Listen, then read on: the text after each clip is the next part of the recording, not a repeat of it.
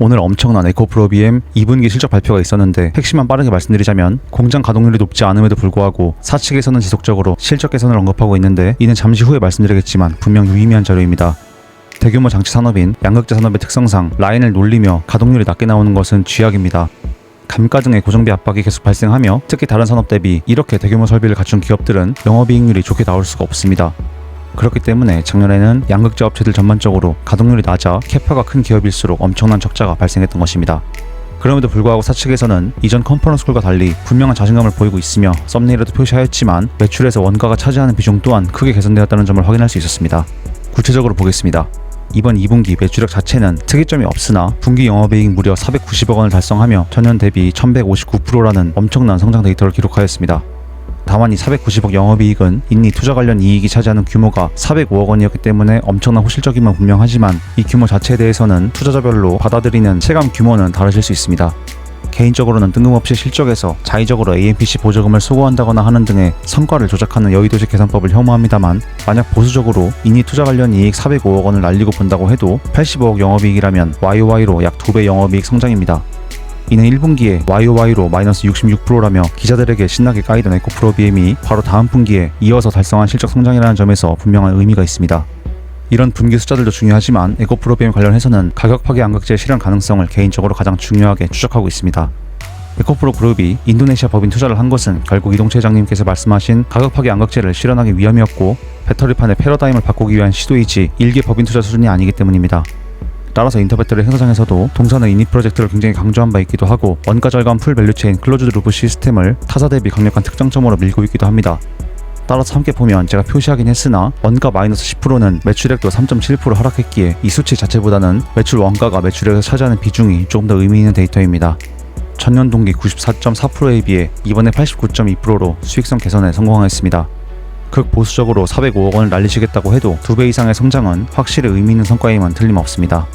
또한 최근 GM 밸류체인에 있어 퓨처엠이 언급되며 주목받았던 LMR에 대해서도 에코프로비엠이 북미 글로벌 OEM사와 공급을 논의 중이라고 밝혔습니다. 당시 저도 정리해서 말씀드렸지만 밀도가 낮아 차량용으로는 적합하지 않은 LFP의 대체제로서 LMR은 밀도도 높고 가격이 싸다는 장점이 있습니다. 이 역시 에코프로비엠이 하겠다고 공식적으로 밝힌 것은 처음입니다만 아직 명확한 수주계약 공시는 없어 단정 지을 수는 없겠지만 강력한 기술력을 바탕으로 공격적인 제품군 다변화를 꾀하고 있는 상황입니다.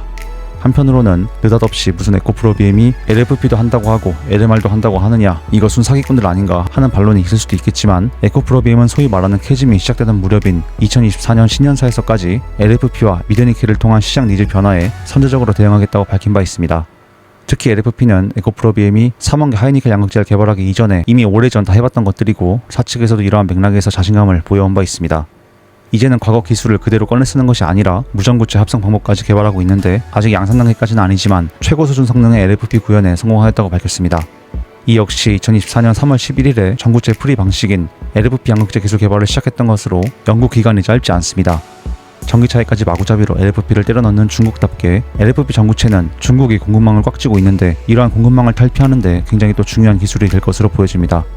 그 밖에도 당시 밝혔던 3,000톤 규모의 파일럿 라인은 2분기부터 샘플 공급을 시작할 것이며 전체적으로 중저가 라인에 대한 대비를 꾸준히 해왔던 만큼 앞으로의 실적에 있어서도 기대할 만한 지점들이 많습니다.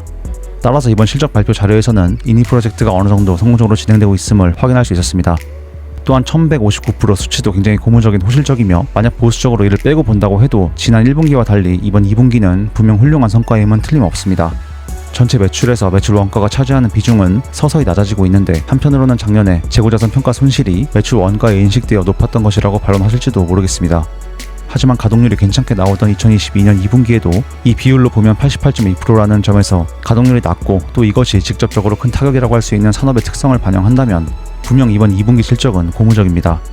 가동률이 제대로 나오지 않았음에도 매출 원가의 비중이 낮으며 이니 프로젝트의 성과가 본격적으로 반영되기 시작한다면 실적은 획기적으로 개선될 가능성이 있습니다. 나아가 제가 4일 전 올린 영상에서도 에코프로비엠의 차트를 기반으로 상세하게 말씀드렸지만 이렇게 상황이 좋아지고 있는 기업의 주가가 계속 처박혀 있어야 한다는 식의 주장은 설득력이 떨어집니다. 물론 단기 성과를 추구하며 투자하는 것은 아니지만 아무리 올랐다 한들 에코프로비엠은 여전히 다른 섹터 기업들 대비 극심한 저평가 국면입니다. 물론 기관들이 숏을 잡고 있다는 점 등이 동사의 주가를 짓누르는 강력한 원인 중 하나겠지만 회장님께서 말씀하신 가격 파괴 양극재가 점차 실현되어 간다면 악랄한 수법을 동원해가며 무한히 버티는 전략도 한계에 봉착하게 될 것입니다. 결국 정리하자면 고문적인 1159%에 집중할 수도 있겠으나 있는 프로젝트의 성과를 배제한다고 해도 낮은 가동률에도 불구하고 YOI 2배 이상의 성장입니다. 이는 작년 내내 2차 전지는 희망이 없다는 식으로 에코프로비엠이 줄곧 폭락하던 상황과는 정반대의 호실적입니다. 나아가 제품군 다변화와 인니 프로젝트를 기반으로 주가는 몰라도 산업 관점에서 사측에서 굉장한 자신감을 보이고 있는 만큼 에코프로비엠은 향후 좀 열기가 진정된 이후 IR팀에 문의하여 좀 더 구체적인 상황을 업데이트하도록 하겠습니다. 그렇다면 오늘 영상은 이 정도에서 마무리하며 혹시 구독과 좋아요 한 번씩 눌러주시면 앞으로도 제 이러한 공부 자료들을 가장 빠르게 받아볼 수 있습니다. 실적 발표 시즌인 만큼 포스콜딩스를 비롯한 다른 2차 전지 기업들까지 최대한 영상으로 만들어서 빠르게 공유하도록 하겠습니다. 그렇다면 저는 더 좋은 영상으로 금요일에 인사드리겠습니다. 감사합니다.